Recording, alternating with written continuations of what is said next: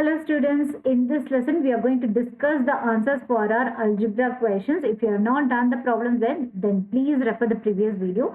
Complete the problems. Here you will find the answers for those. Now, if you want to join our premium group, then link is again there in the description. Do check it out and I'll see you in the live class. Now, coming to our math challenge 15, which is all about algebra. So the first question is, if a and b equals to a plus b equals to 5, ab equals to 6, find a square plus b square. So let's take our identity, which is a plus b the whole square equals to a square plus b square plus 2ab. Here a plus b square is being asked. So take it to the left hand side. So a square plus b square equals to a plus b the whole square minus 2ab, because we are taking minus 2ab to the other side. So a plus b is nothing but 5. So 5 square is 25 minus 2 times your ab, which is 6. So 25 minus 12, which is equal to 13. So the answer for a square plus b square is 13. It's very simple if you know the identity, right? So learn all the identities without fail. Now coming to the problem number 1, which is the second section, factorize completely 2ax minus 6ay plus bx minus 3by. So let's take this problem separately. So here, as you can see, this term and this term contains your x. So let's put that together, 2ax plus bx. This is called as grouping. Now this y term. In the same way, you can group the a term and b term also separately. Anyhow, you will arrive at the same answer. Now the next is minus 6ay minus 3by, right? So we have grouped the x term separately and your y term separately. Now let's see this.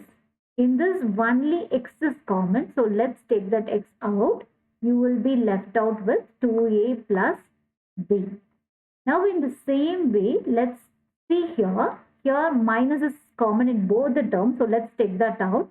And 3 is also common and y is also common. So let's take all the common terms out. And if I want to get this back again, I have to multiply with 2a, right? So that it gives me 3 into 2 is 6, a, y, then plus. Don't forget this, because when we multiply, we have to get minus 3by again. So 3y is already taken out. It's only our b term. So now again, this term and this term both has 2ab, a plus b term. So take them out. The remaining x will be pending in my first term, and in my second term, minus 3y will be pending. Now I have factorized this expression, algebraic expression, as a product of two different terms. So this is called as factorization. Okay, so we have factorized it completely because it cannot be further factorized, right?